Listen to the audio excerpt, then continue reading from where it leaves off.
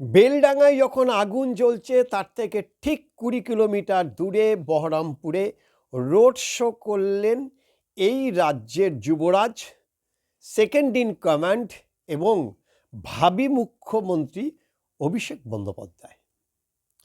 তার ক্ষমতা হলো না বা তার সাহস হলো না যে ২০ কিলোমিটার দূরে জ্বলতে থাকা বেলডাঙায় গিয়ে বেলডাঙার মানুষের কাছে তার প্রতিশ্রুতি বা তাদের বোঝানো, জনতার মাঝে গিয়ে জনতাকে শান্ত করা, তাদের যে ক্ষোভ বিক্ষোভ তাকে প্রশমিত করা এবং নিজের অনুকূলে টেনে আনাটাই হচ্ছে জননেতার লক্ষণ বা কাজ বা জননেতার চরিত্র।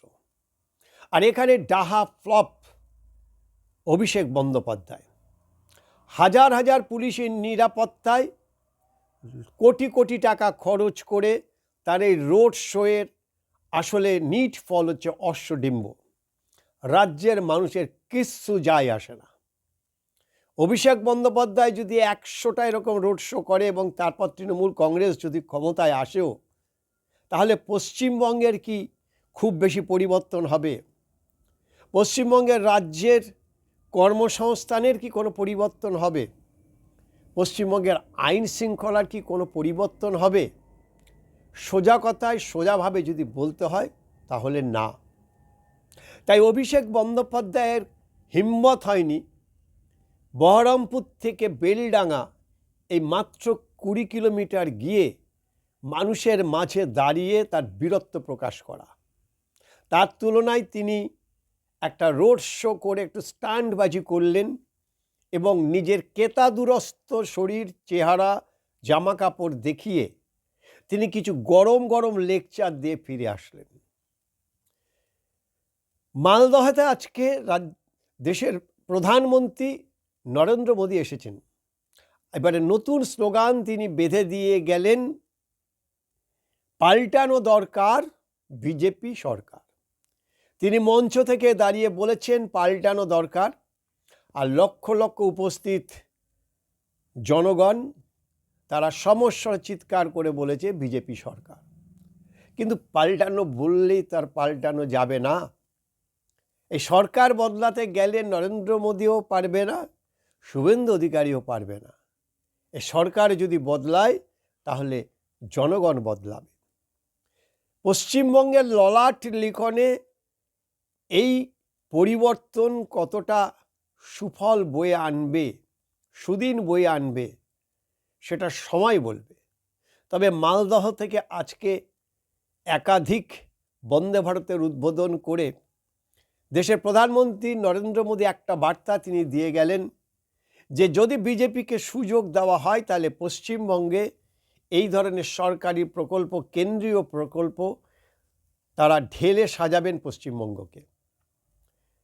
আগামীকাল অর্থাৎ রবিবার বনগাঁ সিঙ্গুরে তিনি সভা করবেন।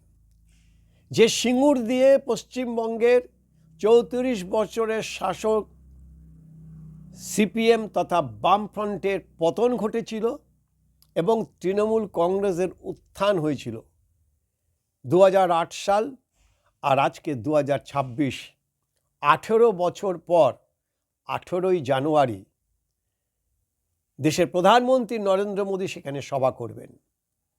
সিঙ্গুরের মানুষের মধ্যে একরাশ আশা, স্বপ্ন নিয়ে তারা এখন লালিত পালিত করছে।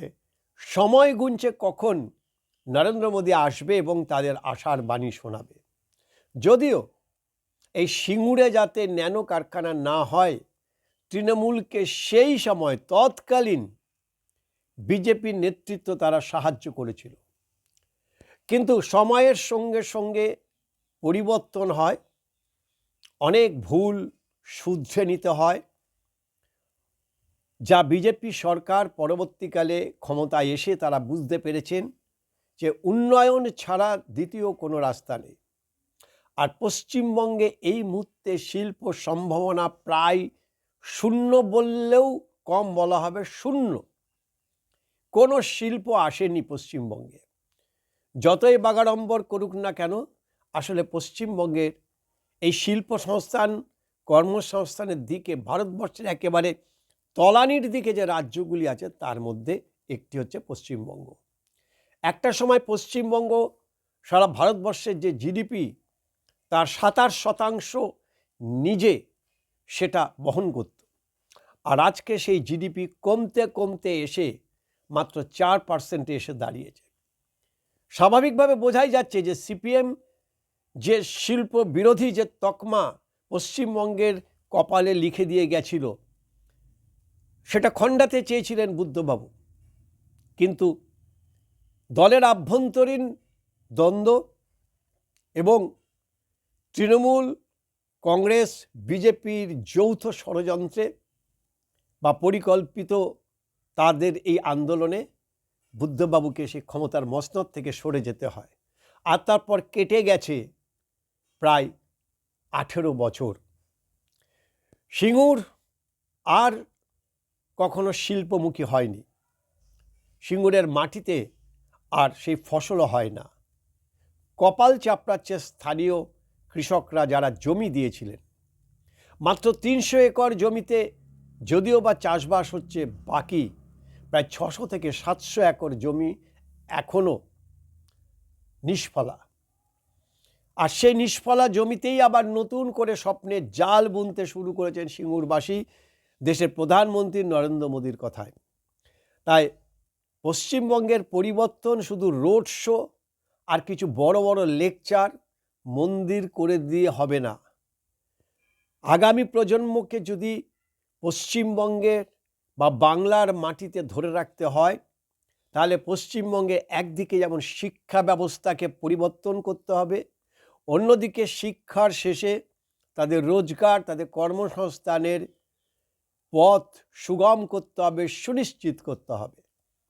তবে আগামী প্রজন্ম যারা একটু ইন্টেলেকচুয়াল, যারা একটু শিক্ষিত, মাথায় বুদ্ধি রয়েছে, তাদের ক্ষমতা রয়েছে, তবেই তারা পশ্চিমবঙ্গে থাকবে। আর না হলে অন্য কোনো রাজ্যে গিয়ে বহাল তবিয়তে তারা মোটা অঙ্কের চাকরি করে নিশ্চিতভাবে সংসার পাতবে।